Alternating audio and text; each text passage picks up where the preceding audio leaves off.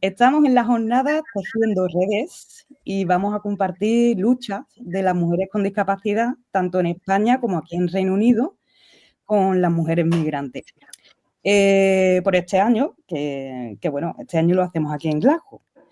Y para hoy a mí me hubiera encantado que mis compañeras y amigas pudieran estar aquí con nosotras en Escocia, pero no ha podido ser para la jornada.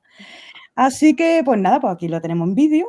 Y ellas son Belisa García, Vicky Bendito y Silvia Borrego. Y si queréis presentaros ustedes y decir un poquito quiénes sois. Y también Silvia, tú primero. queréis decir también quién sois y cuál es vuestra discapacidad para que sepamos de dónde cogeamos cada una. Okay. Nunca mejor dicho. Yo sí que coge. Bueno, pues como dice Vicky, voy yo primera. Soy Silvia Borrego. Tengo discapacidad visual congénita, es decir, de nacimiento, y es degenerativa por un glaucoma, cada vez veo menos. Tengo 34 años y bueno, he hecho muchas cosas y hago muchas cosas en mi vida, pero actualmente a nivel profesional soy responsable del área de servicios sociales en la Organización Nacional de Ciegos de España, en las comunidades autónomas de Aragón, Navarra y La Rioja. Qué caña, ¿eh? Bueno, sí, la verdad que da curro, pero la verdad que es un trabajo muy gratificante y aporta mucho a la vida de la gente. Y muy necesario, sobre todo para nosotros, con las personas con discapacidad que no sabemos ni por dónde ir. Sí. Siguiente, Vicky Bendito, por ejemplo. Hola, ¿qué tal? Pues yo soy periodista, me dedico a la comunicación, soy activista por los derechos de las personas con discapacidad, feminista y poco más puedo contar. Lancé la campaña en change.org para modificar el artículo 49 de la Constitución, que se ha modificado este año, y poco más. Eso es, ahí has nombrado la campaña, que la campaña, si la queréis buscar en redes internet, es un hashtag no soy disminuida. Por ese hashtag, ¿no? ¿Y qué es lo que tú has conseguido, Vicky? Dile, cuéntanos. Yo no, ha sido todo el movimiento de la discapacidad. Pues el artículo 49 hablaba de las personas con discapacidad como personas, como disminuidos físicos, psíquicos y sensoriales que necesitábamos tratamiento y rehabilitación. Y lo que se ha hecho es modificar el artículo 49 en línea con la Convención de los Derechos de las Personas con Discapacidad de la ONU. Y principalmente hemos cambiado el término disminuido por personas con discapacidad. Además, un hito muy importante de esta reforma es que habla de las mujeres con discapacidad y también de los menores con discapacidad. Y habla también, menciona el derecho a la accesibilidad. Que lo menciona, no quiere decir que haya ya derecho a la accesibilidad en España. Hombre, el hecho es que el hecho de que aparezca en la Carta Magna, en línea también con lo que establece la Convención, digamos que sí lo recoge como tal, como un derecho. Otra cosa, y además hay distintas leyes que obligan a que las cosas sean accesibles.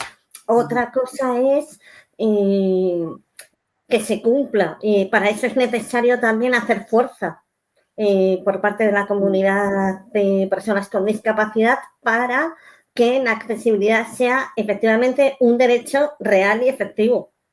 Y soy Belisa García y bueno, yo tengo 48 años y una discapacidad física.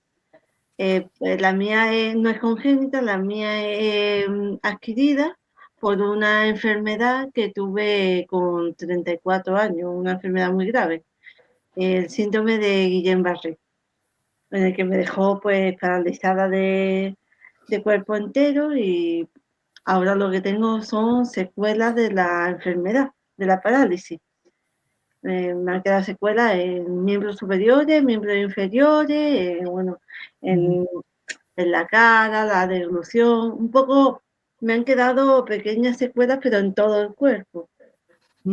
Entonces tengo pues problemas de motóricos y algunos pues un poquito eso, ya os digo, cojeando, ahí que vamos. Y nada, y ya pues mi vida personal, pues estoy doctorando en ciencia, en el programa de Ciencias Jurídicas y Sociales por la Universidad de Málaga. El ámbito que yo llevo es el laboral, porque antes de la enfermedad yo era sindicalista y estaba en el ámbito de la hostelería, ¿no? Mi empresa era Meliá, los hoteles, la gran cadena de hoteles. Entonces, pues para seguir la línea de que yo ya más o menos pues conocía, intenté hacer laboral y sobre todo porque no quería que se me encasillara en todos los temas de discapacidad. Sí. De todas formas, mi intención, cuando sea doctora, mi intención es seguir estudiando ya temas del ámbito de mujeres con discapacidad, porque me he dado cuenta que faltan muchos estudios. Sí. El tema. Sí que he estudiado algunas cosas y he dado algunas charlas con el tema de machistas, de mujeres con discapacidad, y de temas laborales, de brecha salarial, de mujeres con discapacidad también, planes de igualdad. Pero ya cuando sea doctora me gustaría también ahondar en otros temas también relevantes para nosotras. Mi discapacidad. Yo nací con el síndrome de Treacher-Collins, que es una enfermedad rara y una de las características que tiene es la sordera. Claro, porque la sordera en verdad sería la única discapacidad, ¿no? Que tú tienes relacionada con la enfermedad. Efectivamente. Eso es, ¿no? Ok, entonces, o sea, a mí me llama la atención, ¿sabes? Yo, por ejemplo, bueno, yo no me he presentado porque luego también lo voy a hacer en la mesa redonda, pero yo soy Elisa y me dedicaba al audiovisual hasta que mis discapacidades se hicieron más visibles, más presentes. Así que me adapté un poquito y ahora lo que tengo es un estudio de grabación donde hago programas, radio show, más que nada en inglés para el público de aquí, anglosajón. Y mis discapacidades, yo tengo 4 discapacidades y una sola, la de la visión, ha sido desde que nací y las demás me han venido como casi de sopetón. Entonces, yo quería preguntar, por ejemplo, Belisa, tú sabes que tuviste la discapacidad ya de mayor, ¿sabes? ¿Cómo sería un poco la diferencia, ¿no? Entre cómo lo llevamos cuando nos viene una discapacidad así, ¡pum!, sin esperarlo, y cómo lo llevamos cuando ya hemos nacido con esas cosas y vamos poco a poco integrándonos o no. En mi caso, por ejemplo, a mí nunca se me ha integrado. O sea, yo nací con baja visión, pero lo único que hicieron por mí fue ponerme en la primera fila del colegio y chao, y ya está. O sea, yo en eso no he tenido ningún tipo de integración, ni de ayuda económica, absolutamente nada. Y luego también he tenido, ¿sabes?, la experiencia de boom, de sopetón, porque irme quedando sorda, y luego la enfermedad que tengo en los huesos, que se llama espondilitis anquilosante, y que gracias a eso también me ha dado una fibromialgia, ¿sabes? Entonces, claro, algunas cosas sí que han sido muy progresivas, pero otras sí que ha sido meterme de aguantar la cara, ¿sabes? Entonces, por ejemplo, en tu caso, Belisa, o sea, ¿cómo fue toda esa experiencia cuando tú te encontraste la discapacidad ahí de frente? Bueno, mi proceso fue muy grave y muy impactante porque yo estaba bien y yo me quedé paralizada en 24 horas. Entonces pasé directamente a la UCI, me intubaron, estuve mucho tiempo con, de hecho tengo una terrotomía y no podía comer, no podía comunicarme, estuve así durante mucho tiempo. Entonces, yo realmente me di cuenta de todo este tema cuando ya volví, porque pasé mucho tiempo en hospitales, cuando ya volví de lo que digamos la isla, como le llamábamos nosotros, que era el Hospital Nacional de Parapléjicos de Toledo. Yo pasé por hospitales, en Sevilla, en el Hospital Virgen de Macarena, aquí en Málaga el clínico, y luego del clínico me pasaron en el helicóptero a Toledo. Y Eso allí aquello era más una residencia que un hospital, porque allí no nos vestíamos de hospital, nos vestíamos de calle, e intentaban que hiciésemos una vida normal, pero no es una vida normal. Cuando sales de allí, que aquello está todo adaptado, y vuelves a casa, es cuando psicológicamente te pega un impacto terrible. Porque imagínate que todo el mundo, la gente sigue haciendo su vida normal, pero tú no estás normal. Y yo nunca me he, como dicen ahora, identificado con mi discapacidad. Yo creo que nadie se identifica con una discapacidad. Eso es una barbaridad. Tiene limitaciones que son evidentes, te acostumbras a ellas, a esas limitaciones, intentas hacer una vida normal, pero están ahí, porque la sociedad te limita, la accesibilidad de los sitios te limitan. Yo volví en silla de ruedas, que en lo que es empezar a andar fue bastante más tarde, fue 1 o 2 años más tarde. ¿Cuánto tiempo te llevó a ti? Sobre todo psicológicamente. El proceso o sea, a ti te da la parálisis y luego cuando empiezas ya a llevar un poco a retomar tu vida, más o menos ¿cuánto tiempo fue? Pues yo creo que es que no, como no es un número exacto, porque lo vas haciendo poco a poco, ¿no? En mi caso, fue muy característico porque yo tenía un libro que estaba leyendo en ese momento, que es el libro de Mi voto femenino y yo, de Clara Campoamor, qué casualidad. Y yo ese libro, cuando volví a mi casa, que no era mi casa porque habían adaptado toda la casa, la habían modificado entera para que pudiese entrar mi silla de ruedas, perdí el libro y yo como que me volví loca, mi cabeza iba a explotar porque no encontraba el libro.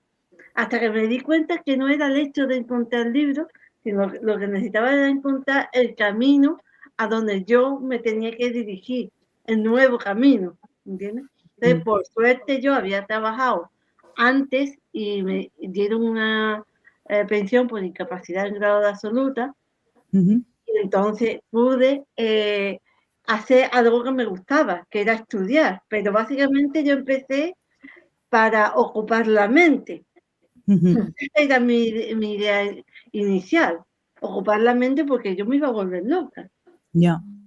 Hasta que luego contactaron conmigo desde la asociación, y ya poco a poco, pero a eso de 2 años, 2 años y medio, desde que empezó la enfermedad, fue cuando yo empecé poco a poco a retomar mi vida. Y de hecho, encontré el libro, ya no lo voy a perder, os lo digo. Encontré el libro unos años después. Tardaste años y todo. El hecho de encontrar el libro es como, bueno, ya he encontrado lo que quería hacer, ¿no? Sí. Muy simbólico, encontraste ahí tu camino. Sí. Muy necesario, sobre todo para nosotros, con las personas con discapacidad que no sabemos ni por dónde ir. Sí. Siguiente, Vicky Bendito, por ejemplo. Hola, ¿qué tal? Pues yo soy periodista, me dedico a la comunicación. Soy activista por los derechos de las personas con discapacidad, feminista y poco más puedo contar. Lancé la campaña en change.org para modificar el artículo 49 de la Constitución, que se ha modificado este año, y poco más. Eso es, ahí has nombrado la campaña, que la campaña, si la queréis buscar en redes internet, es un hashtag no soy disminuida. Por ese hashtag, ¿no? ¿Y qué es lo que tú has conseguido, Vicky? Dile. Cuéntanos. Yo no, ha sido todo el movimiento de la discapacidad. Pues el artículo 49 hablaba de las personas con discapacidad como personas, como disminuidos físicos, psíquicos y sensoriales que necesitábamos tratamiento y rehabilitación. Y lo que se ha hecho es modificar el artículo 49 en línea con la Convención de los Derechos de las Personas con Discapacidad de la ONU. Y principalmente hemos cambiado el término disminuido por personas con discapacidad. Además, un hito muy importante de esta reforma es que habla de las mujeres con discapacidad y también de los menores con discapacidad. Y habla también, menciona el derecho a la accesibilidad. Uh-huh. Que lo menciona, no quiere decir que haya ya derecho a la accesibilidad en España. Hombre, el hecho es que el hecho de que aparezca en la Carta Magna, en línea también con lo que establece la Convención, digamos que sí lo recoge como tal, como un derecho. Otra cosa, y además hay distintas leyes que obligan a que las cosas sean accesibles. Otra cosa es que se cumpla, y para eso es necesario también hacer fuerza por parte de la comunidad de personas con discapacidad para que la accesibilidad sea efectivamente un derecho real y efectivo. Uh-huh. Eso es. Pues pasamos ahora a Belisa y nos dice de qué pie cojea. Ay. Yo cojeo de verdad, ¿eh? Bueno, yo soy Belisa y soy Belisa García y bueno, yo tengo 48 años y una discapacidad física. La mía no es congénita, la mía es adquirida por una enfermedad que tuve con 34 años, una enfermedad muy grave, el síndrome de Guillain-Barré, en el que me dejó pues paralizada de cuerpo entero y ahora lo que tengo son secuelas de la enfermedad, de la parálisis. Me han quedado secuelas en miembros superiores, miembros inferiores, en la cara, la deglución, un poco me han quedado pequeñas secuelas, pero en todo el cuerpo. Uh-huh. Entonces tengo pues problemas de motóricos y algunos pues un poquito eso, ya os digo, cojeando, ahí que vamos. y nada, y ya pues mi vida personal, pues estoy doctorando en ciencia, en el programa de Ciencias Jurídicas y Sociales por la Universidad de Málaga. El ámbito que yo llevo es el laboral, porque antes de adquirir la enfermedad yo era sindicalista y estaba en el ámbito de la hostelería, ¿no? Mi empresa era Meliá, los hoteles, la gran cadena de hoteles. Entonces, pues para seguir la línea de que yo ya más o menos pues conocía, intenté hacer laboral y sobre todo porque no quería que se me encasillara en todos los temas de discapacidad. Sí. De todas formas, mi intención, cuando sea doctora, mi intención es seguir estudiando ya temas del ámbito de mujeres con discapacidad, porque me he dado cuenta que faltan muchos estudios. Sí. En el tema. Sí que he estudiado algunas cosas y he dado algunas charlas con el tema de violencia machista, hacia mujeres con discapacidad, y de temas laborales, de brecha salarial, de mujeres con discapacidad también, planes de igualdad. Pero ya cuando sea doctora me gustaría también ahondar en otros temas también relevantes para nosotras. O sea, que incluya tanto la opresión por sexo como la discriminación por discapacidad. Y también soy miembro de la Junta Directiva, antes era presidenta, ahora estoy de secretaria, de una entidad de personas con discapacidad. Aquí no nos aburrimos ninguna. No. Aquí estamos muy, muy metidas todas en el tema de, bueno, en el tema social y en el tema de no parar de hacer cosas.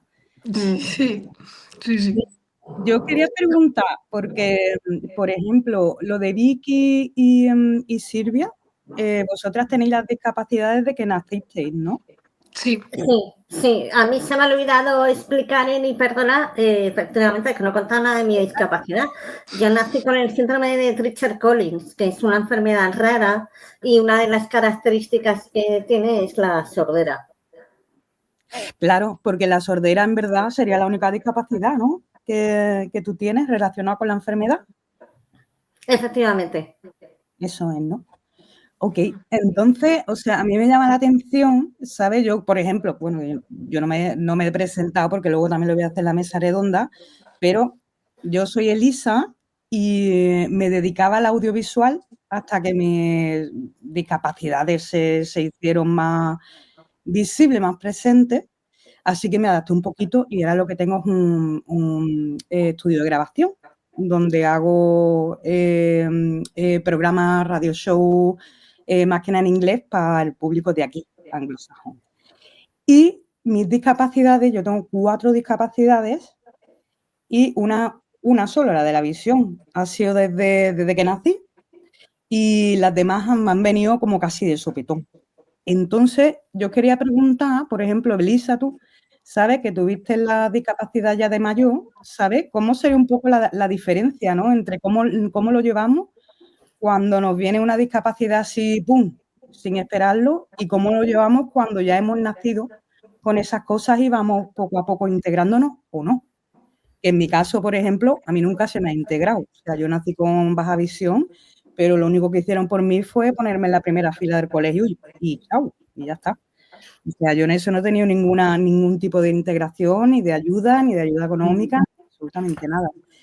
Y luego también he tenido, ¿sabes?, la experiencia de boom, de sopetón, porque irme quedando sorda. Y luego la enfermedad que tengo en los huesos, que se llama espondilitis anquilosante, y que gracias a eso también me ha dado una fibromialgia, ¿sabes? Entonces, claro, algunas cosas sí que han sido muy progresivas, pero otras sí que ha sido meterme de aguantar la cara, ¿sabes? Entonces, por ejemplo, en tu caso, Belisa, o sea, ¿cómo fue toda esa experiencia cuando tú te encontraste la discapacidad ahí de frente? Bueno, mi proceso fue muy grave y muy impactante porque yo estaba bien y yo me quedé paralizada en 24 horas. Entonces pasé directamente a la UCI, me intubaron, estuve mucho tiempo con, de hecho tengo una terrotomía y no podía comer, no podía comunicarme, estuve así durante mucho tiempo. Entonces, yo realmente me di cuenta de todo este tema cuando ya volví, porque pasé mucho tiempo en hospitales, cuando ya volví de lo que digamos la isla, como le llamábamos nosotros, que era el Hospital Nacional de Parapléjicos de Toledo. Yo pasé por hospitales, en Sevilla, en el Hospital Virgen de Macarena, aquí en Málaga el clínico, y luego del clínico me pasaron en el helicóptero a Toledo. Y Eso, allí aquello era más una residencia que un hospital, porque allí no nos vestíamos de hospital, nos vestíamos de calle, e intentaban que hiciésemos una vida normal, pero no es una vida normal. Cuando sales de allí, que aquello está todo adaptado, y vuelves a casa, es cuando psicológicamente te pega un impacto terrible, porque imagínate que todo el mundo, la gente sigue haciendo su vida normal, pero tú no estás normal.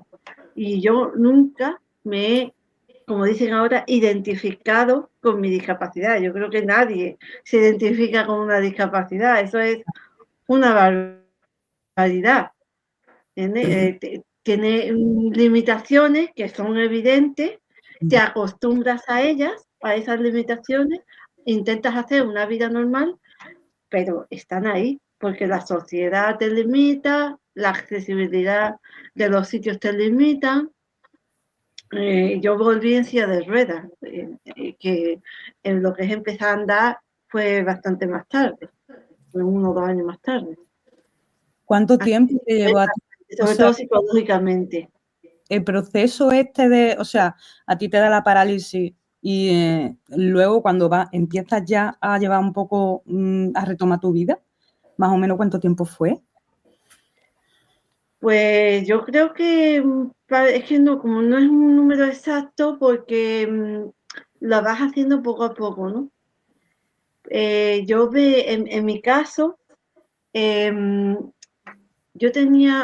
muy característico porque yo tenía un libro que estaba leyendo en ese momento, que es el libro de Mi voto femenino y yo, de Clara Campoamor. Pero qué casualidad. Y yo ese libro, cuando volví a mi casa, que no era mi casa porque habían adaptado toda la casa, la habían modificado entera para que pudiese entrar mi silla de ruedas, perdí el libro y yo como que me volví loca, mi cabeza iba a explotar porque no encontraba el libro. Hasta que me di cuenta que no era el hecho de encontrar el libro, sino lo que necesitaba era encontrar el camino a donde yo me tenía que dirigir, el nuevo camino, ¿entiendes? Entonces, por suerte, yo había trabajado antes y me dieron una pensión por incapacidad en grado de absoluta, y entonces pude hacer algo que me gustaba, que era estudiar, pero básicamente yo empecé para ocupar la mente. Era mi idea inicial, ocupar la mente porque yo me iba a volver loca. Ya. Hasta que luego contactaron conmigo desde la asociación, entre la asociación, y ya poco a poco, pero a eso de 2 años, 2 años y medio, desde que empezó la enfermedad, fue cuando yo empecé poco a poco a retomar mi vida. Y de hecho, encontré el libro, ya no lo voy a perder, os lo digo. Encontré el libro unos años después. Tardaste años y todo el hecho de encontrar el libro es como, bueno, ya he encontrado lo que quería hacer, ¿no? Sí. Muy simbólico, encontraste ahí tu camino. Sí. Pero ahí, por ejemplo, sí que por comentar con lo que comentaba Beli, el hecho de que cuando te viene una discapacidad sobrevenida, si has podido cotizar previamente, sí que tienes esa oportunidad de tener garantizados esos ingresos. Sí, pues que las personas que tenemos la discapacidad congénita, bueno, sí que es verdad que la parte de adaptación relativamente, porque ahí podemos, esa parte de ajuste psicológico a la discapacidad tiene mucha tela que cortar y hay muchas variables que influyen, ¿vale? Pero bueno, a priori podríamos pensar que psicológicamente estás más adaptada y que no vas a tener ese shock, pero te encuentras con la hostia así de golpe, hablando en plata, cuando te toca terminar de estudiar y enfrentarte al mundo laboral. Y es muy difícil encontrar trabajo con una discapacidad. Por no decir que en algunas discapacidades es prácticamente imposible. La tasa de actividad de las personas con discapacidad vamos, está bajísima, creo que si no me falla la memoria, no está en torno al 20, entre el 20 y el 30%. O sea, es muy, muy, muy baja. Entonces, claro, al final nosotras podemos, o las personas con discapacidad, podemos tener nuestra discapacidad muy asumida, podemos habernos esforzado y haber trabajado para ser lo más autónomas que cada una podamos con nuestros productos de apoyo, pero vivimos en un mundo capitalista, o sea, si no tienes ingresos, que te den por saco. Sí.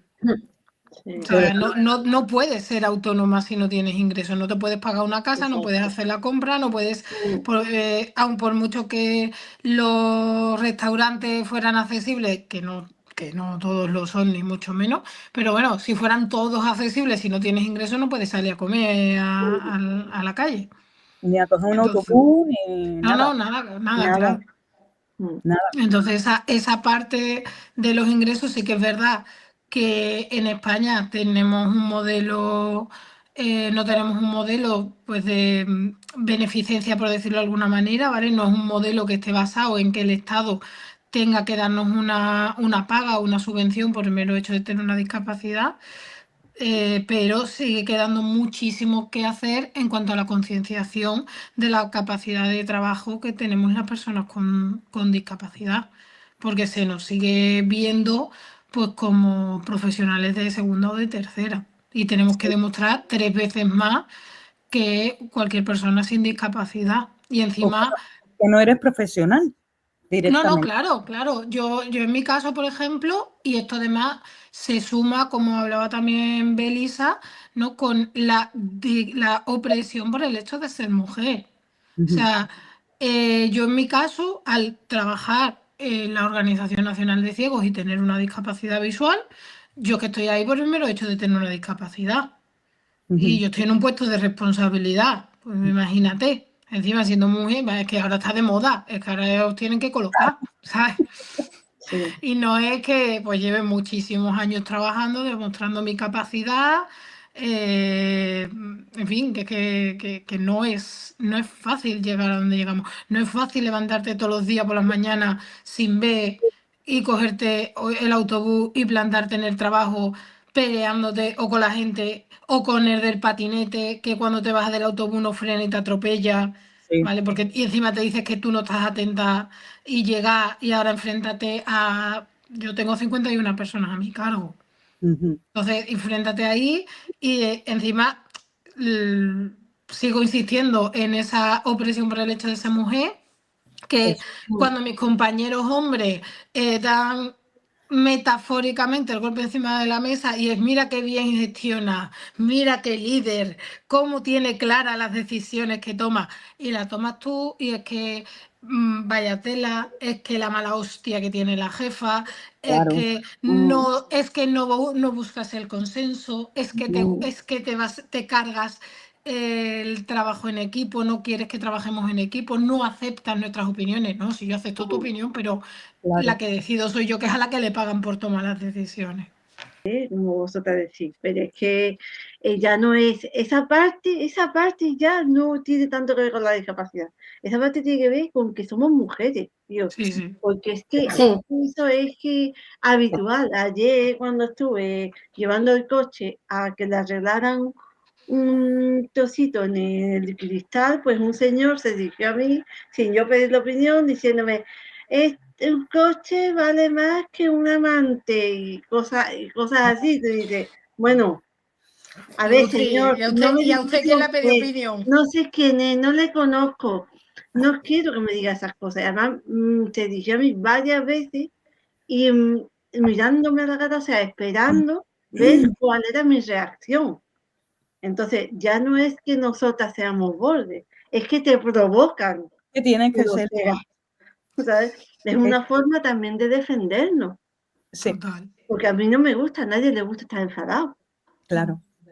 Y tener que enfrentar a la otra, pero es que al final, ¿sabes? Y de eso tiene que... Sale, ¿sabes? Sí. Las cositas así, las cositas más chistitas que nos atraviesan a todas.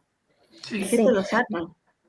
Yo quería comentar una cosa que tú has comentado antes, Eli, que has dicho que tú tuviste integración, no tuviste inclusión, pero es que, claro, las cosas a mí me pasa igual, o sea, yo siempre digo que a mí me integraron en el colegio, me integra, pero quienes me incluyen son mis compañeras de clase, ¿no? Entonces, claro, hay que mirar también las cosas con bastante perspectiva. Yo no sé de qué quinta eres, yo soy de la quinta de los 70, principios de los 70, y era una época en la que la discapacidad, la mirada que había hacia la discapacidad era muy distinta a la de ahora. Era una mirada que era compasiva, que era misericordia, que era paternalista, que todavía sigue habiendo esa mirada, pero ha cambiado bastante. Ahora, digamos que se pone mucho el foco también en la formación de los niños y niñas con discapacidades desde que son pequeños, cuando la discapacidad es sobrevenida o tempranamente o es congénita, por ejemplo, ¿no? Entonces, digamos que sí que la mirada ha cambiado bastante.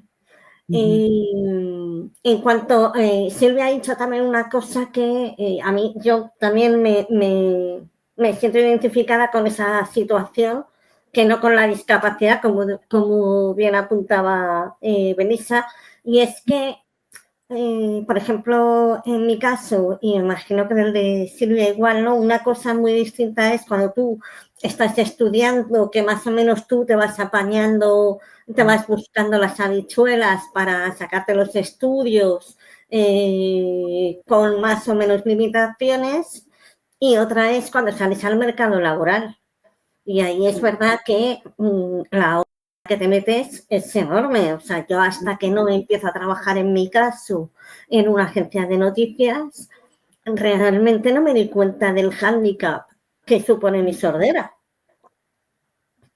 Y es un hándicap que para mi profesión, pues es tela, ¿no? Porque como yo suelo decir a veces, o sea, ¿a quién se le ocurre hacer sorda y hacerse periodista? Pues a mí, porque no lo pensé, francamente, o sea, es que no lo pensé. Una cosa, que yo estudié audiovisuales, ¿sabes? Ya. Pero que eso también, yo tengo una amiga también con discapacidad visual congénita que estudió Bellas Artes. Sí. ¿Vale? O sea, a ver, y tengo amigos ciegos totales que estudiaron arquitectura. ¿Cómo estudiaron arquitectura? No soy capaz de saberlo, ¿vale? Porque se pueden hacer las cosas de otras maneras. Claro. O sea, a ver, al final, yo creo que el aprendizaje que llevamos en la mochila, las personas con discapacidad, es que nosotros vamos a hacer lo mismo que los demás, pero de una forma distinta. Exacto. Y lo único que necesitamos es tener las herramientas y los servicios de apoyo. Entonces, yo, por ejemplo, una de las áreas que gestiono dentro de servicios sociales es la parte educativa. Yo lo he vivido, yo soy de los 90, yo fui la generación que se empezó a sentar las bases de la inclusión educativa. En mi época, el modelo de educación todavía se llamaba educación integrada. O sea, yo estaba en integrada. Se pasó de los colegios de ciegos, que en España estaban los colegios específicos de personas con discapacidad visual, los colegios de ciegos que gestionaba la ONCE, a empezar pues a finales de los 80, principios de los 90, la educación integrada, que es que íbamos a los colegios de la zona donde vivíamos y teníamos profesionales de apoyo que venían a prestarnos ese servicio. Sí que es verdad que o no se llegaba a todo el mundo, o muchos casos que yo tuve una vecina mía que también tenía la discapacidad de nacimiento y fue a pedir el apoyo educativo, fue a presentar la solicitud para afiliarse a la ONCE porque mis padres se lo dijeron. Porque la madre, porque al final aquí voy a abrir un melón, chicas, si os parece bien, si no, pues luego lo cortas, ¿vale? Pero, o sea, aquí hay un melón enorme cuando estamos hablando de niños y niñas con discapacidad, el resto de las etapas de la vida también, pero un melón importantísimo y vital que son las familias. Y yo tengo casos a día de hoy que las familias rechazan la discapacidad de esos niños y esas niñas y que no les dejan usar sus productos de apoyo en su pueblo porque qué vergüenza que el vecino vea que eres ciego. Entonces, parte de nuestro desarrollo como persona con discapacidad o simplemente como persona, que convivimos con una discapacidad, quienes lo traemos desde pequeñito o pequeñita, depende de la familia y de esa aceptación que tengamos en la familia y que nos apoyen y que nos puedan facilitar, que también es un tema económico, los recursos que podamos necesitar. Porque en el caso de la discapacidad visual, pues unas gafas especializadas de baja visión baratas no son. Son 500, 600 euros. No, las mías son 3.000. No, digo de mínima, tirando por lo bajo. Sí, o sea, yo en mi caso que solo son 800 ya, y con lo que yo necesito, 3.000 pavos, ¿eh? Por eso. Y en este caso, el Estado no da ayudas para esas gafas. La da la propia ONCE, pero tienes que estar afiliado. Tienes que cumplir unos requisitos visuales para poder estar afiliado a la organización, aparte de recibir otros servicios, que bueno, aquí si queréis que sí que puedo ampliarlo un poquito, pero, o sea, no hay un modelo. En España está muy avanzada, pero depende totalmente del modelo asociativo que tenemos. Y los recursos que recibe cada discapacidad depende de lo fuerte que sean las asociaciones en las que están incluidas esas personas. Totalmente. Sí, yo allí en la asociación, la gente que necesita silla de ruedas ligera, bueno, esas van de 3.000 a 6.000 euros, vamos. Y esa tiene que ir adaptada, o sea, tiene que ser adaptada a la persona, al tamaño, al peso, a lo que mida. Y no puedes decir, bueno, me compro la primera silla ligera que haya. No, esa silla tiene que ir completamente con la medida de la persona. Y son carísimas. ¿Y esas sillas sí que entran dentro de subvenciones o algo? ¿Eso lo tiene que poner la persona? No, la Seguridad Social te da algo para una silla básica. Y tú el resto lo tienes que complementar. Hace poco se modificó el reglamento, pero no para que te den una silla ligera como la que tú necesitas. Se modificó el reglamento, se supone que para darte más facilidad a la hora de comprarte una silla, pero no está funcionando, vamos. Funciona prácticamente igual que funcionaba antes, ¿no? Sí. Y luego depende también Los 6.000 euros no te lo va a tener. Sí. ¿Cuánto? De 3 a 6.000 euros, de 3 a 6. Ahí. Y luego hay son tan caros o productos de apoyo o médicos, como es mi caso, que es la prótesis, ¿no? Que son tan caros porque además, pues, por suerte, son productos que usa poca gente, válgase las comillas, ¿vale? Pues si cuando te topas con una persona o con un profesional de este estilo o alguien que no conoce la norma o te toca, por ejemplo, pues vives en un pueblo remoto de la provincia de Teruel, que hay 60 habitantes y la trabajadora social está acostumbrada a tramitar las leyes de dependencia para la gente mayor, porque la mayoría de la gente tiene más de 70 años y le llega un caso distinto y no conoce ese tipo de ayuda, está generando un perjuicio muy grande. Ya. Porque claro, ya si hablamos de la dispersión geográfica y de la España rural, pues ya córtate las venas. Porque hay problemas muy graves. Yo tengo gente que no puede salir de su pueblo porque no tienen transporte público. Sí, y de hecho también es ahí, ahora que hablas del tema rural, la situación de las mujeres con discapacidad en el ámbito rural es terrible. Bueno. Eso ya es segunda parte, o sea... ¿Pero eso por qué? ¿Porque no llegan ahí? Yo creo que es una cuestión también cultural, o sea, es la España profunda. Claro. Y por la razón que sea, pues estos cambios como el artículo 49 de la Constitución que hemos tenido o ese cambio de mirada que es más patente en las grandes ciudades, que en los pueblos pues no llega, el cambio es mucho más lento, ¿no? Y luego una cuestión de los recursos. Exacto. O sea, si ya estamos hablando de que la población general no están teniendo acceso a los recursos, por ejemplo, aquí en Aragón hay zonas a las que se les ha reducido la asistencia médica, que iba el médico una vez a la semana y ahora va una vez cada 15 días. Un médico itinerante, porque al ser pueblos tan pequeños no hay un centro de salud con un médico fijo y que tienen que a lo mejor hacerse, sin exagerarte, 100 kilómetros para ir a un servicio de urgencia. Claro, si le metemos ahí la variable de que en el caso de muchas de las discapacidades que tenemos no pueden conducir, concretamente en el caso de la discapacidad visual, pero hay otras discapacidades físicas que no tienen la movilidad suficiente para poder conducir. ¿Qué haces? Tienes una situación de urgencia y no puedes ir al médico. Claro. Ni llega la ambulancia. Ni llega la ambulancia, claro, estás muerto antes de que llegue la ambulancia. Tampoco puedes moverte. Y esto también, o sea, nos hace muy vulnerables económica y socialmente. Claro. ¿Sabes? Porque sí, todo es súper caro. Yo me acuerdo mucho de una vez que tú contaste cuánto te sale a ti, Vicky, lo de el implante. 6.000 euros cada implante, sí. Y que luego te lo tienes que ir sacando, o sea, te lo tienes que ir cambiando cada cierto tiempo. Con lo cual es como...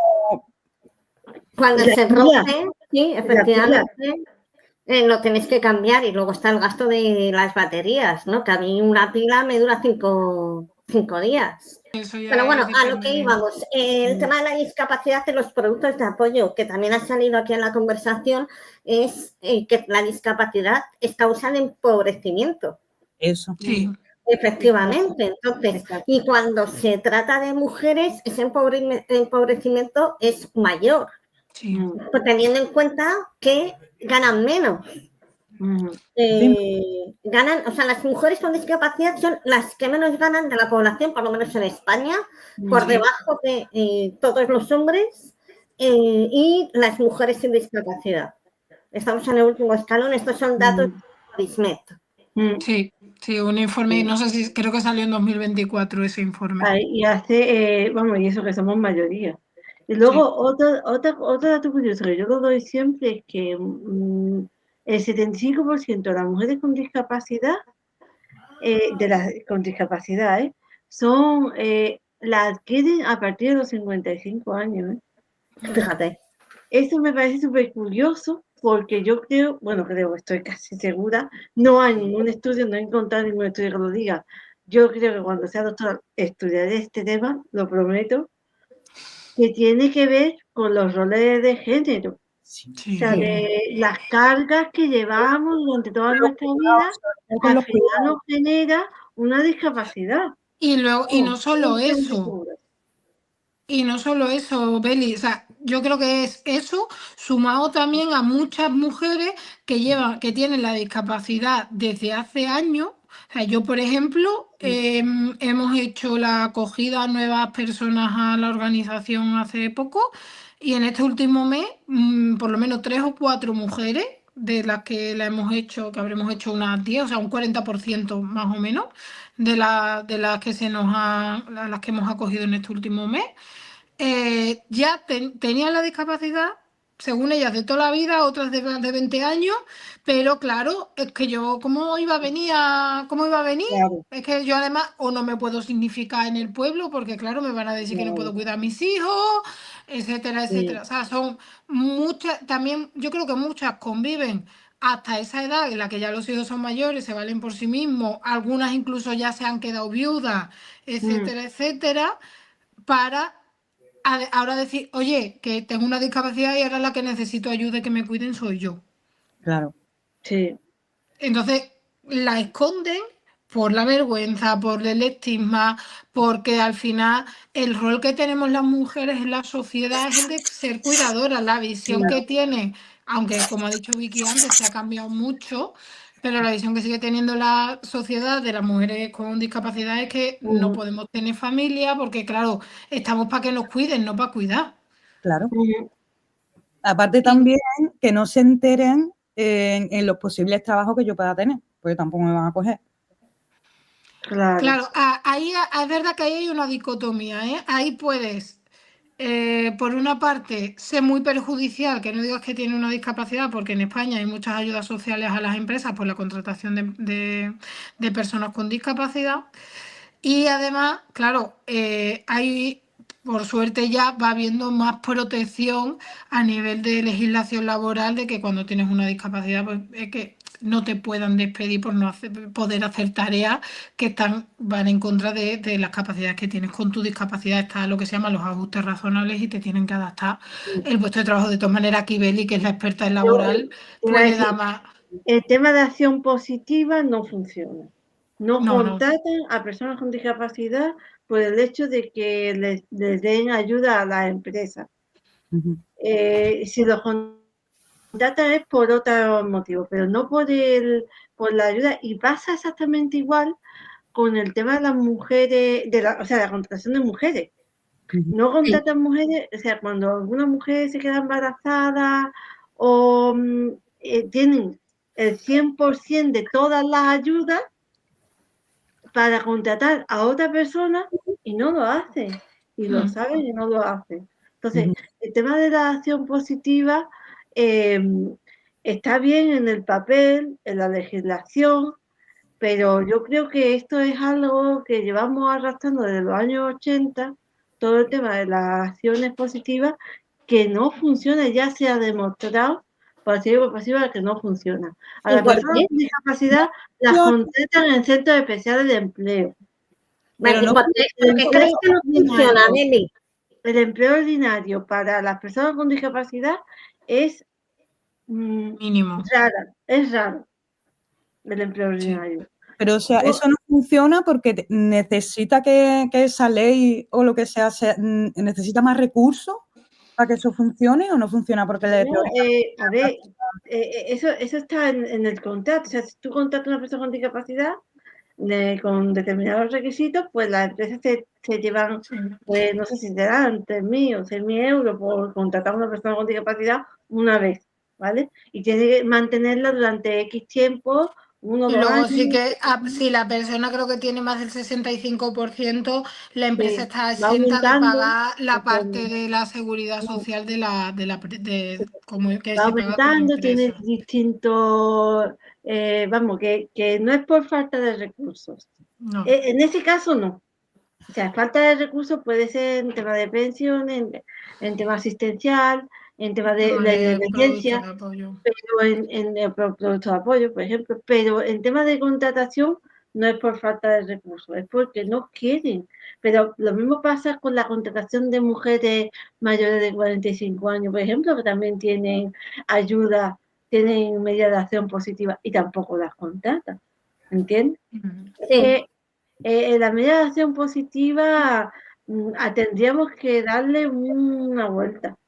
Sí, yo creo ahí, por ejemplo, hay dos cosas. Una, que habría que hacer más campaña entre las empresas de que de alguna manera tengan que hacer algo para que sí o sí estéis informados y no puedas decir, yo es que esto no lo sabía, porque nos sigue pasando a día de hoy cuando hacemos captación de empresas para la búsqueda de empleo para personas con discapacidad visual. Y luego otra cuestión que tiene las medidas de acción positiva es que una empresa se puede librar de contratar a la persona con discapacidad. Si la empresa tiene más de 50 trabajadores, el 5% de la plantilla, según legislación, tiene que tener discapacidad.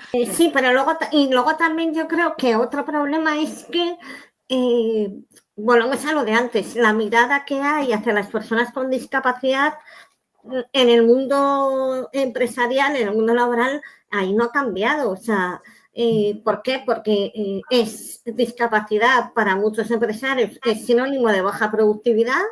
Sí. Y luego ven la accesibilidad o la adaptación del puesto como un gasto.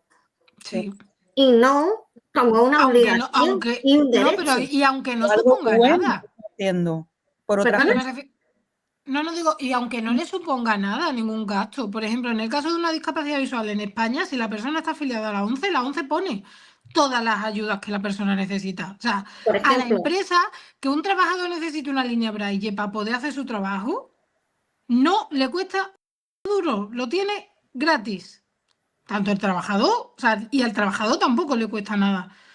Pero les da igual, ellos tienen esa visión de que no somos productivos, porque, a ver, también estamos en un mercado laboral bastante precarizado, que queremos contratar a una persona y que haga el trabajo de 4. Claro, entonces claro, no puedes tener al mismo que te hace la fotocopia, que te hace los cafés, que te hace el informe de contabilidad no, porque a ver, pues el ciego o el que tiene una discapacidad no te va a poder hacer todas las tareas de la empresa. Y luego hay otra cosa también interesante, y es que parece que cuando nos dan un trabajo a las personas con discapacidad, es que parece que nos están haciendo un favor. Sí. O sea, ¿perdona? Sí. A ver, que yo quiero trabajar igual que el resto. ¿Hola? Sí. No, y aparte, perdona, que es que yo te estoy generando, a ti, empresario, te estoy generando un beneficio. Claro. Es que yo no es que no me contratas a pérdidas. Al revés. Pero aparte de beneficio social, no tanto económico, también social. Pero que da igual, es de las dos cosas. O sea, vamos exactamente, a ver. O sea, es que aquí ninguna empresa se mueve, o sea, funciona solo con el beneficio social. No se lo pueden permitir. Ni en España, ni en Glasgow, ni en San Pito Pato. Aquí sí. Ahí, Efectivamente. si la empresa no genera recursos, lo siento mucho, pero la empresa no sobrevive, se va a la Ahí quiebra. estamos. Vivimos en un mundo Pero capitalista. sí que es verdad que aquí se apoya mucho a la gente con discapacidad y las empresas son las primeras que quieren tener gente con discapacidad. Punto uno, supongo, porque tendrán algo económico con el Estado. Y punto Seguro. dos, que su cara, o sea, les viene muy bien en cuanto a imagen. Ya, ¿y en los salarios? ¿Cómo están ahí los salarios? Los salarios, pero en cuanto a diferencia con España, No, No, con diferencia entre respecto personas con y a sin los iguales discapacidad. allí en Glasgow. con la gente con discapacidad y eso, igual que una persona que no tiene discapacidad. ¿El mismo salario?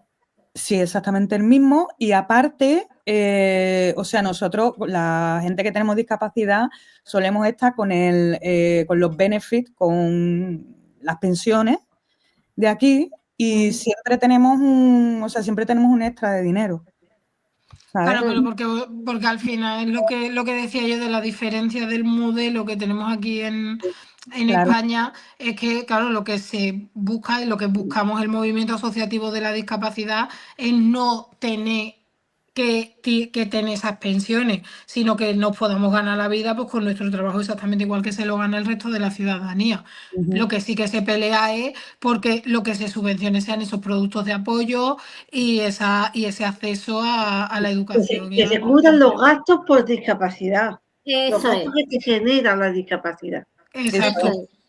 Pero lo que es tu vida diaria de poder pagarte una casa, poder comprar, pagar la luz, poder hacer la compra y demás, que tú lo puedas cubrir con tu trabajo. Eso es Efectivamente. lo que se pelea aquí en España. Esto sería ideal si los servicios sociales fueran accesibles. Pero, Sí, por bueno, ejemplo, tú te vas aquí a un ginecólogo y ya sabemos lo que hay. Bueno, bueno, otro melón también, es verdad. ¡fua! Y si hablamos de las consultas de reproducción asistida, ni os cuento. Ya ves. ¿Por qué? Que- Porque no van discapacitados. Convencerán, ¿no? Te convencerán, No, ¿no? es que te cuestionan si por tener discapacidad puedes ser madre. Ahí Sí, está. me imaginaba. Yo en mi caso, como estoy casada, voy con mi pareja también tiene discapacidad. Bueno, el primer médico que nos vio, pues llevamos tiempo queriendo ser papás y no hay manera, pues vamos por reproducción asistida de la Seguridad Social. Y el primer médico que nos vio, cuando a mí se me ve que tengo la discapacidad, voy con mi perro guía y tal. Cuando mi marido dijo que tenía discapacidad, le entró ahí un corto, o sea, se le ve que al señor sí, le empezó a salir humo por la cabeza y ya nosotros ya habíamos hecho a través del servicio de genética, que la verdad que aquí en Zaragoza funciona súper bien, que en 3 meses teníamos hecho el estudio, yo no me lo creía. Y nos manda otra vez a genética, porque no.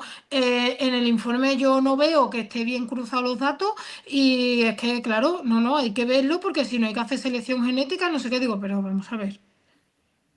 No, es que cómo vais o sea, cómo, y no puede haber un riesgo de que nazcan niños con discapacidad y tú. Hola, perdona, aquí estamos los dos que hemos nacido con discapacidad, no sé. Es que una pareja que no tiene discapacidad, que quiere ser padre, no se plantea, o sea, de oficio, no se dice en la Seguridad Social, oye, aquí todo el mundo que venga porque quiere ser padre se tiene que hacer un estudio genético para ver si tienen enfermedades genéticas que causen discapacidad. O sea, sí que es verdad que en reproducción asistida se hace de oficio una analítica de cariotipo, que eso es que si tus genes son compatibles con los de la otra persona, punto. Pero no buscan enfermedades que generen discapacidad. Pero claro, pero es que yo tengo casos muy cercanos aquí, una chica, madre soltera, que quiere ser madre y que en la primera consulta le dijeron directamente que le denegaban el acceso a la reproducción asistida porque como era ciega, que ellos tenían que verla que se pudiera garantizar el cuidado del bebé. Y que si el niño se le atragantaba, ¿qué iba a hacer? Y que no había pensado en buscarse pareja, porque claro, ella sola cómo lo iba a querer y cómo iba a poder cuidarlo sola. Y Como eso si está, no hubiera madres solteras en España. o sea, eso está permitido, que a ti No. te puedan denegar por una discapacidad. No, de hecho se No, reclamó, permitió, no. A puso ver, eso una no lo queja. hace. puso una queja al Así, defensor del paciente, se tramitó, o sea, llegó al CERMI estatal, que es el Comité de Representación de las Personas con Discapacidad en España, y vamos, se iba a llevar. Y ahora mismo aquí, la semana pasada, se le entregó un informe a la responsable de sanidad, de esa área sanitaria, que se echaba las manos a la cabeza cuando le sacábamos todas estas cosas. Pero fíjate, además, eso a los hombres con discapacidad no les pasa. eso iba a decir.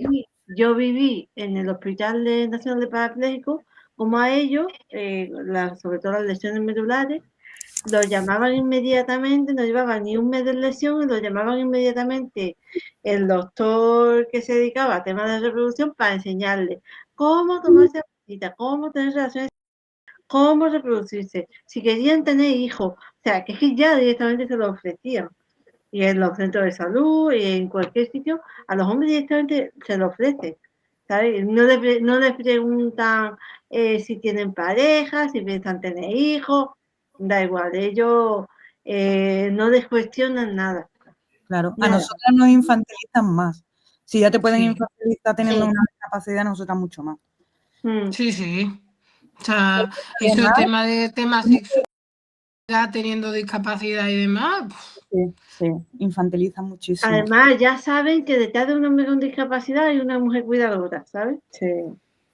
Yo, por ejemplo, sobre todo el tema de las agresiones, antes de tener la discapacidad, yo soy madre soltera, además con todo ¿no? Lo que se dice, ¿no? La madre soltera, que somos un poquito ligeritas y tal, pues es verdad que es un problema, el tema de las agresiones tenía un gran problema. Y yo misma echándome piedras sobre mi tejado cuando estaba tan malita en la UCI, yo misma pensaba, bueno, pues por lo menos ahora ya no me van a... Fíjate, qué pensamiento, Ya. fíjate Qué qué pensamiento pensamiento, más duro, ¿eh? pero lo pensaba, Sí, lo sí, no, juro. pero si es así, O sea, sí, yo es estaba normal. en una cama de un hospital y yo pensaba, bueno, al menos ahora no me van a... Lo peor es que no es verdad. O sea, me han ido después también. Claro. O sea, estuve en un bar y un chaval joven me ha cogido el brazo y ha intentado besarme, Sí, ¿sabes? Aprovechándose de que no tenía casi fuerza. claro. O sea, que es que da igual, pero eso es lo que yo misma pensaba cuando estaba mal. Decía, bueno, ahora ya no me van a... Al Sí. menos. Y al final te diste cuenta, te van a agredir igual. Claro, Igual, pero porque igual. el hecho por el que nos agreden es Sí. por el que somos mujeres. Sí. Y porque, eso pueden. es. Y porque por Sí. la victimología, ¿sabes? Sí. Porque ellos No, pueden pero a ver, el mayor, o sea, el motivo principal por el que nos agreden no es por nuestra discapacidad, es porque somos mujeres. Sí, pero la Y discapacidad luego, es un agregado. claro, luego lo que hay quien se aprovecha de esa de la discapacidad pero que no es que ellos digan, por lo menos mi experiencia, ¿eh?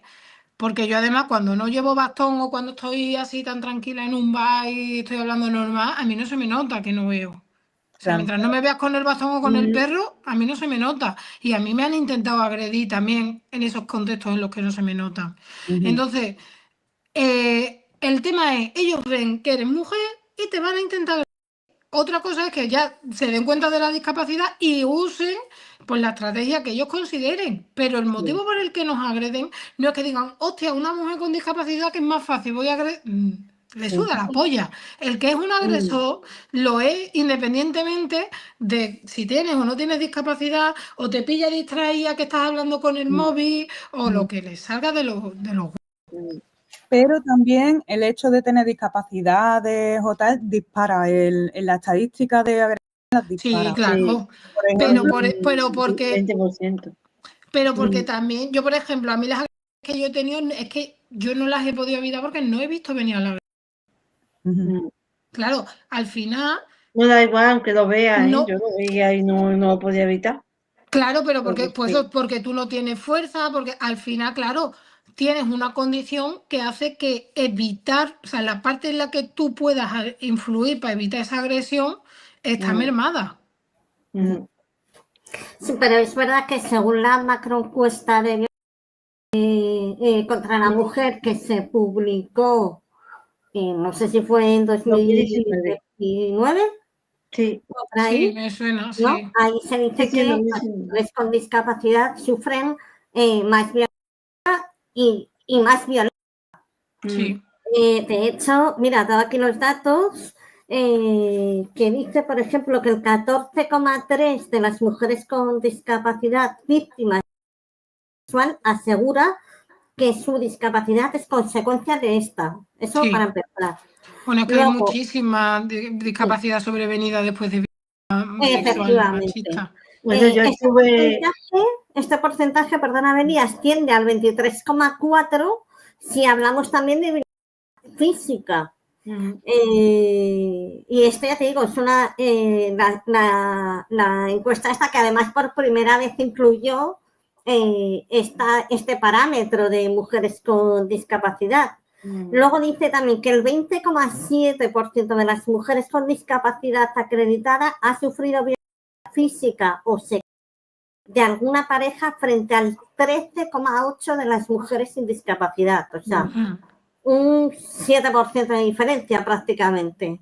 Sí, sí, es una barbaridad. Entonces, evidentemente, sí, nos pueden por ser mujeres, pero la discapacidad agrava esa situación. Con el hilo ese. Estuve haciendo un estudio con el tema que tú has hablado, ¿no? De la violencia de las mujeres con discapacidad.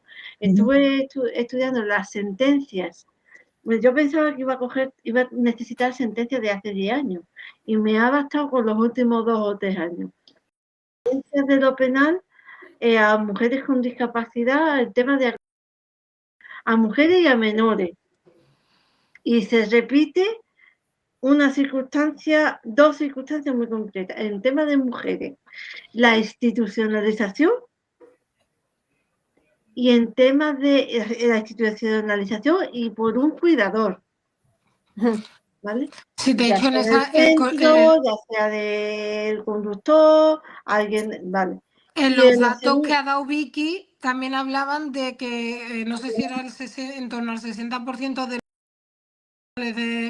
las mujeres con discapacidad venían de eso, de instituciones, de temas de cuidadores y fisioterapeutas, o sea, lo que son todos los profesionales de atención. Y en el caso de menores, familiares. Todos eran familiares. Y se daban varios casos de mujeres que durante el proceso judicial, o sea, imagínate lo largo que se hace un proceso judicial de ese tipo, que durante ese largo proceso judicial, habían aumentado su discapacidad. Había aumentado su porcentaje de discapacidad a causa del proceso penal. Del trauma. Del trauma, exacto. Trauma, del estrés, de eso, el proceso tan largo, tan claro. Y tener en cuenta que sentencias judiciales de estos casos es un 0,0% de la realidad. Es que además hay que tener en cuenta, que en estos casos de mujeres que están por cuidadores, muchas de ellas tienen un grado de dependencia alto. Entonces, dependen, nunca mejor dicho, de esos cuidadores, de ese entorno para denunciar a la persona. O sea, entonces, si yo dependo de la persona a la que tengo que denunciar para poder denunciarlo, no va a llegar, no va a verse. O sea, a no ser que intervenga una tercera persona que se dé cuenta, que se entere, muchas de ellas además no pueden ni comunicarse. Es que estamos hablando de casos muy graves, porque al final, pues las tres que estamos aquí tenemos un nivel de autonomía, vivimos de forma independiente y demás. Pero, claro, tú imagínate estar postrada en una cama, casi que no puedas comunicarte, y la persona de la que depende tu vida, de la que depende tu alimentación, tu aseo, sea la que te está violentando. Claro. O sea, y luego otra cosa también interesante es, interesante, de la que se habla poco, el alto índice de contra mujeres y niñas con discapacidad intelectual. Sí. Que es elevadísimo. Sí. Es elevadísimo y además en los tribunales tampoco hay perspectiva de discapacidad. De la sentencia, pero la mayoría de los agresores de esas mujeres y niñas con discapacidad intelectual son personas de su entorno cercano, son personas de su confianza, con lo cual, con la forma de procesamiento cognitivo y de funcionamiento que tienen las mujeres con discapacidad, bueno, las personas con discapacidad intelectual en general, las mujeres en este caso, claro que es muy fácil que después de la acción salgan de la mano. O sea, hay que entender a esa persona, a esa mujer con discapacidad intelectual. Y hay que pues, hacer un peritaje con el entorno cercano, con los profesionales que atienden a esa mujer en el resto de aspectos para que pues, se entienda pues, cómo se puede comportar en una situación de ese estilo. Y luego, al hilo de, pues eso, de las altas tasas que hay de agresiones a mujeres con discapacidad intelectual, sí que pone encima de la mesa que por fin, hace poco, hará 2 o 3 años, que se consiguió eliminar del Código Civil las esterilizaciones forzosas de las mujeres con discapacidad. Porque lo que se hacía por parte de la familia y de los centros donde estaban internadas estas mujeres era que para quitarnos de problemas las vamos a esterilizar para que no vengan con el embarazo. Claro. Claro, el resto de los problemas que derivan de que realmente ya que se los coma ella. Claro. Porque la pobre, como tiene discapacidad intelectual, pues bueno, no se va a acordar de que la nació, ¿sabes? No sé. Sí, el no va a decir, uy, esta está esterilizada, no la voy a... Vamos. Y además que te lo vendían así y había familias, que yo entiendo el sufrimiento de las familias, que hay casos y las discapacidades, cada familia es un mundo y cómo lo pueda. Pero había familias y había centros y tal que seguían defendiendo que debía de existir la figura de la esterilización forzosa para protegerlas de las agresiones. Que tú dices, pero No, es proteger a la... Claro, exactamente. Mira, a mí me llevaban de pequeña primero a una curandera que era muy desagradable. Todo lo que tenía que ver con ir a la curandera, más las horas que estabas esperando, pues, horrible. Pero es que después de ir a la curandera me llevaban a una ermita que había al lado, ¿sabes? Que eso era pues, una iglesia chiquitita, ¿sabes? Y estaba lleno de cosas de ortopedia de gente con discapacidad.